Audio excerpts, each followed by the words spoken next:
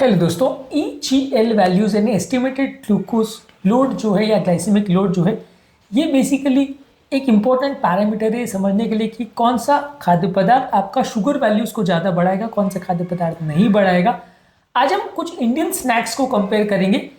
Estimated glucose या glycaemic load जो है, ये बेसिकली जो है एक तरीका है जानने का कि कौन सी चीज़ हेल्दी है नहीं, लेकिन हर चीज़ में बहुत सारे पैरामीटर्स होते हैं। उसमें कितना ऑयल है, कितना स्पाइस है, कितना नमक है, बाकी सारे पैरामीटर्स को भी ध्यान देना पड़ता है। तो खाली सिर्फ एक ही पैरामीटर पर यदि हम जज करने की कोशिश करें तो हो सकता है हमारा एस्टिमेटेड किसी फूड प्रोडक्ट को जज करने में गलत भी निकले, लेकिन फिर भी कुछ हद तक हमें एक पैरामीटर एटलीस्ट डायबिटिक लोगों के पर्सपेक्टिव से जानने को मिलेगा।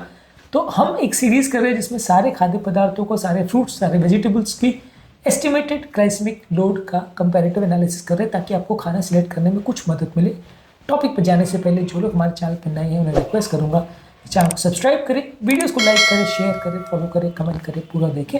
टॉपिक इंपॉर्टेंट है, इसे एंड तक देखिएगा। चलिए शुरू करते हैं।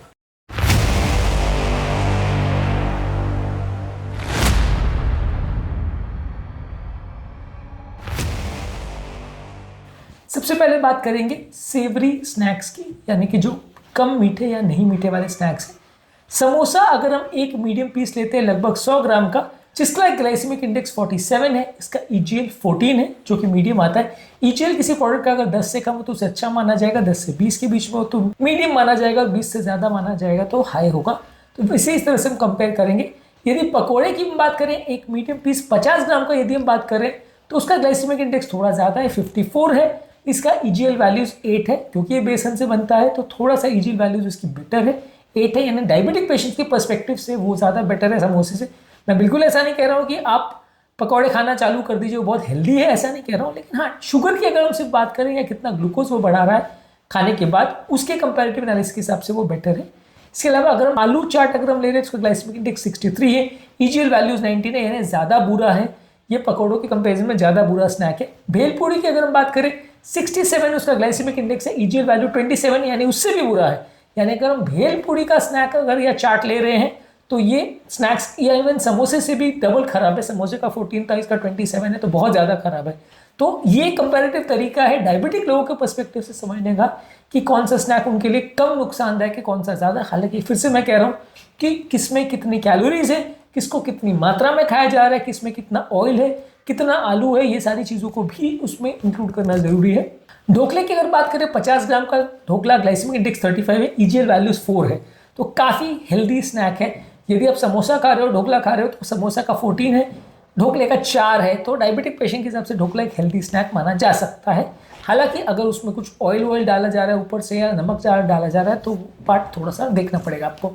वड़ा पाव की अगर बात करें, वड़ा पाव 150 ग्राम्स का एक वड़ा पाव एक सर्विंग होता है, ग्लाइसेमिक इंडेक्स 65 है, EGL वैल्यू 26 है, तो काफ़ी बुरा है। ये समोसे से भी बुरा है क्योंकि इसमें पाव है यानी ब्रेड है, ब्रेड का भी EGL वैल्यूज़ का सिग्निफिकेंट उसमें आएगा। तो कंपैरेटिवली अगर हम वेट बाय वेट कंपेयर करें तो ये बुरा है। इसके अलावा पाव भाजी की हम बात करें तो पाव भाजी का ग्लाइसेमिक इंडेक्स है 55 और EGL वैल्यूज़ 25 है, यानी ये भी बुरा है, काफ़ी ज़्यादा बुरा है। और पाव भाजी में एक चीज़ और आपको देखना पड़ेगा कि बटर का EGL कम होता है, क्योंकि बटर में इतना ग्लूकोज नहीं जाता बॉडी में, लेकिन बटर बहुत डाला जाता है, तो बटर उसको और ज़्यादा अनहेल्दी बनाता है। मेरे ख्याल से स्नैक्स में सबसे ज़्यादा अनहेल्दी किसी चीज़ को अगर आपको मानना है तो शायद वो पाव भाजी को ही हो सकता है। पाव है, भाजी में इतना ज़्यादा बटर डाल रहा है, तो अगर कोई सोचता है कि पाव भाजी एक हेल्दी फूड प्रोडक्ट है तो बिल्कुल नहीं है। EGL वैल्यूज उसकी बहुत ज़्यादा खराब है। इसके अलावा मसाला डोसा की अगर बात करें, 150 ग्राम्स का मसाला डोसा, ग्लाइसेमिक इंडेक्स 66 है, EGL वैल्यू 23 है, सिग्निफिकेंटली खराब है। यानी पकौड़ा अभी तक मैंने जितने डिस्कस किया उसमें सबसे बेटर था, ढोकला काफ़ी बेटर था, लेकिन मसाला डोसा भी खराब है। इडली की अगर बात करें तो 50 ग्राम की एक idli, glycemic index 39, EGL values 3, यानी ये इवन ढोकला से भी अच्छा है। तो अगर स्नैक्स की अभी तक जितने हमने बात करी, ढोकला और इडली बेटर था, पकोड़ा ठीक ठीक, बाकी सारे बुरे। खासकर पाव भाजी, खासकर आपका वड़ा पाव, खासकर आपका चाट वगैरह खा रहे थे, खासकर भेलपूरी का तो सबसे खराब था। ये सारे मानेंगे तो ये बुरे स्नैक्स हैं। अब बात करते हैं कुछ मीठे प्रोडक्ट्स की या मीठे स्नैक्स की जो आप खाते हैं। गुलाब जामुन सबका फेवरेट्स में से आता है, ग्लाइसेमिक इंडेक्स इसका 64 है, EGL वैल्यूज 19 है, यानी काफ़ी ज़्यादा है। बहुत ज़्यादा बुरा नहीं है, लेकिन ओवरऑल ये सारी चीज़ें कंपैरेटिवली कम खाई जाती है, इसलिए ये सारी चीज़ों से उतना ज़्यादा आपका शुगर वैल्यू में तुरंत फर्क नहीं पड़ेगा। यही चीज़ को अगर आप ज़्यादा मात्रा में खाते हो तो ज़्यादा नुकसान करेगा। यहाँ पे हम स्वीट डिशेस में ओवरऑल ये मान के चल रहे हैं कि इनके पोर्शन साइज लिमिटेड होते हैं और इनका जितना पर परसेंटेज कार्बोहाइड्रेट वैल्यूज है उसमें फ़र्क है। अब जैसे कि मैंने कहा, इसमें सिर्फ शुगर की हमको बात नहीं करनी है, सिर्फ यही नहीं सोचना है कि सिर्फ शुगर कम है तो सब चलेगा, क्योंकि उसमें ऑयल कितना ज़्यादा है वो भी एक इंपॉर्टेंट चीज़ है। कंपैरेटिवली ऑयल और घी का ईजीएल वैल्यूज़ कम होगा, तो जो चीज़ में ज़्यादा ऑयल है वो वैसे तो बुरी है हेल्थ के लिए, लेकिन शुगर के टर्म्स में बात करें तो शायद उतनी बुरी नहीं होगी। तो गुलाब जामुन का 19 है, जलेबी का सबसे बुरा है, ग्लाइसेमिक इंडेक्स 80 है और ईजीएल वैल्यूज 36 है, यानी अभी तक जितने फूड प्रोडक्ट्स की हमने बात करी उसमें सबसे बुरा जलेबी का है, 36 है। काजू कतली का कंपैरेटिवली मुझे खुद भी थोड़ा सरप्राइज था इस डेटा को देख के, लेकिन ग्लाइसेमिक इंडेक्स 60 है, ईजीएल वैल्यूज 6 है, तो कंपैरेटिवली क्योंकि उसमें काजू है, काजू का कंपैरेटिवली खुद का अगर वो प्योर फॉर्म में बनाया जा रहा है वो खुद एक नट है और उसमें फैट्स का पोर्शन ज़्यादा है, तो अगर उसमें शुगर का जो पार्ट है वो तो ठीक है, डेफिनेटली शुगर का ईजीएल ज़्यादा होगा, लेकिन क्योंकि उसमें काजू डाला जा रहा है, मैदे वैदे की चीज़ों के कंपैरिजन में थोड़ा हेल्दी है, तो इसका ईजीएल वैल्यूज ठीक आ रहा है, थोड़ा सा अच्छा है। बाकी मिठाइयों के टर्म्स में ये शायद थोड़ा हेल्दी मान सकते हैं। हालांकि मैं फिर ये कहूँगा कि बहुत ज़्यादा मत खाइए, क्योंकि बहुत ज़्यादा मात्रा में काजू खाना या काजू कतली खाना भी बहुत अच्छा नहीं है, बट डायबिटिक के कॉन्टेक्स्ट में ये उतना शुगर नहीं बढ़ाएगा जितना कि जलेबी बढ़ाएगा। बेसन के लड्डू की अगर हम बात करें तो उसका ग्लाइसेमिक इंडेक्स है 55, ईजीएल 17। बाकी का कंपैरिजन में थोड़ा बेटर है क्योंकि इसमें बेसन है, बेसन जो है स्वीट वाला पोर्शन है वो जरूर बढ़ाएगा, लेकिन बेसन कंपैरेटिवली थोड़ा हेल्दी चीज़ मान सकते हैं, तो इससे उतना नहीं बढ़ेगा। अगर मिल्क की या दूध की बर्फी लेते हैं तो उसका ग्लाइसेमिक इंडेक्स है 55, ईजीएल वैल्यूज 11 है। तो मिल्क को अगर हम कंटेंट के हिसाब से देखते हैं तो मिल्क का उतना ग्लाइसेमिक वैल्यू नहीं होता है, इसलिए ये थोड़ी बेटर है।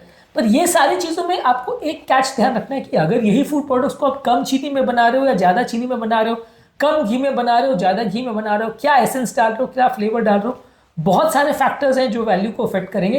तो इसलिए ऐसा नहीं है कि आप सिर्फ एक वैल्यू को पकड़ के बैठ जाओ उसके हिसाब से डिसाइड कर लो, ऐसा एकमात्र फैक्टर ये नहीं है।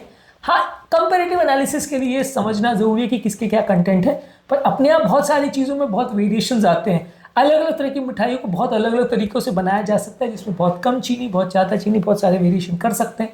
तो इससे खाने की क्वालिटी और ईजीएल्स में और बाकी चीज़ों में बहुत फ़र्क आ सकता है, उसकी ओवरऑल हेल्दी क्वोशंट जितना है उस पर बहुत फ़र्क आ सकता है, इस पर ध्यान देना ज़रूरी है।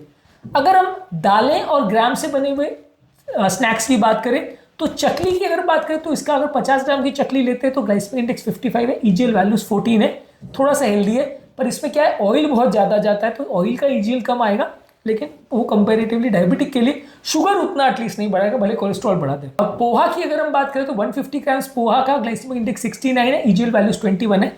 यानी अगर दालों से या ग्रेन से बने हुए स्नैक्स की हम बात करें तो पोहा का ईजीएल काफ़ी ज़्यादा है। उपमा भी हेल्दी नहीं है, उपमा में 150 ग्राम्स अगर ले रहे हैं, ग्लाइसेमिक इंडेक्स उपमा का 68 है, ईजीएल वैल्यूज 24 है, काफ़ी ज़्यादा, यानी इवन पोहा से भी बुरा है। पोहा में लेकिन एक और वेरिएशन आपको समझना पड़ेगा कि कई जगह खासकर इंदौरी पोहा अगर में ऊपर से चीनी डालते हैं तो वो वेरिएशन आ जाएगा। स्टैंडर्ड पोहा में चीनी यूजली नहीं डलता है, इसलिए हम मान के चल सकते हैं कि उसका थोड़ा बेटर आएगा, हालांकि वो भी बुरा है, पर अगर चीनी और डालते हैं तो आप उसको और बुरा कर देते हैं। थेपला कंपैरेटिवली एक हेल्दी स्नैक माना जा सकता है डायबिटिक पेशेंट से। 50 ग्राम थेपला का ग्लाइसेमिक इंडेक्स है 40 और ईजीएल वैल्यूज है 7, तो हेल्दी स्नैक है। इस मामले में ऑयल का आपको ध्यान रखना पड़ेगा कि अगर कोई भी स्नैक को आप तल के बनाते हो तो भले ईजीएल वैल्यूज उसकी कम है, लेकिन क्योंकि ऑयल चला जा रहा है तो उसका कोलेस्ट्रॉल पर इफेक्ट ज़्यादा होगा। हेल्दी वे में बना रहे हैं या उसको अगर बिना तले बना रहे हैं तो फिर कंपेरेटिवली उसको हेल्दी मान सकते हैं। नेक्स्ट है भुजिया की अगर बात करें, भुजिया अगर 50 ग्राम से नॉर्मली लेते हैं पोर्शन में, ग्लाइसेमिक इंडेक्स का 15 है, ईजीएल वैल्यूज 14 है। तो अगर शुगर की अगर हम बात करें तो क्योंकि उसमें बेसन है और क्योंकि उसमें ऑयल है, ये दोनों ही चीज़ों में उतना ग्लूकोज बढ़ाने की पोटेंशियल नहीं होती, तो थोड़ा सा हेल्दी मान सकते हैं, लेकिन बहुत ज़्यादा कैलोरीज होती है, पूरा ही तल के बनाया जाता है, बहुत ज़्यादा कॉन्सेंट्रेटेड ऑयल इसमें होता है। कैलोरीज की अगर हम बात करें तो 100 ग्राम भुजिया में लगभग 500 कैलोरी होती है, जो कि बहुत ज़्यादा है, तो उस मामले में ये हेल्दी नहीं है। हाँ, शुगर की ही अगर बात करें तो इसको थोड़ा सा हेल्दी मान सकते हैं। इसके अलावा नमकीन पूड़ियों की अगर बात करें तो उसका ग्लाइसेमिक इंडेक्स 63 है, ईजीएल वैल्यूज 19 है, तो ये कंपेरेटिवली इसका भी काफ़ी हाई है, लेकिन उतना ज़्यादा हाई नहीं है जितना कि आपका पोहा वगैरह का है या जितना कि उपमा का है, उससे थोड़ा ही बेटर मान सकते हैं। ओवरऑल जो खाद्य पदार्थों में चीनी ज़्यादा डाली जा रही है, मैदा ज़्यादा डाला जा रहा है, उसका ग्लाइसेमिक इंडेक्स ज़्यादा होगा। जिसमें ऑयल ज़्यादा है, जिसमें बेसन ज़्यादा यूज़ किया जा रहा है या जिसको स्टीम करके बनाया जा रहा है, जैसे इडली है या ढोकला है, ये कंपेरेटिवली लो ईजीएल वैल्यूज होगी, तो कंपेरेटिवली बेटर होगा। सब चीज़ों में आपको ध्यान रखना है कि पोर्शन कंट्रोल का विशेष ध्यान रखिए। जो भी चीज़ को आप बहुत ज़्यादा मात्रा में खाना चालू करोगे तो वो ओवरऑल उसका शुगर पर लोड का भी इफेक्ट ज़्यादा पड़ेगा, वजन भी ज़्यादा बढ़ेगा और ओवरऑल अगर उसमें ऑयल का कंटेंट ज़्यादा है तो आपकी कैलोरीज को और आपके वजन को ज़्यादा बढ़ाएगा। तो ऑयल के हिसाब से भी आपको हर फूड प्रोडक्ट को देखना पड़ेगा। सिर्फ शुगर पे फोकस करने से पूरा काम नहीं होता, लेकिन हाँ ये इंपॉर्टेंट तरीका है एटलीस्ट एक कंपेरेटिव एनालिसिस करने के लिए कि वो डायबिटिक पेशेंट में कोई फूड प्रोडक्ट कितना फ़ायदा कितना नुकसान करेगा। इसके अलावा सारे फ्रूट जूसेस, सारे वेजिटेबल्स और उनके सूप्स पर भी हमने अलग अलग वीडियोस की, उन वीडियोस को भी जरूर चेकआउट करिएगा। उम्मीद करूंगा कि आज के टॉपिक में कुछ नई बातें जानने को मिली होगी। जो लोग हमारे चैनल पर नए हैं उन्हें रिक्वेस्ट करूंगा आप चैनल को सब्सक्राइब करें, वीडियोस को लाइक करें, शेयर करें, फॉलो करें, कमेंट करें, पूरा देखें।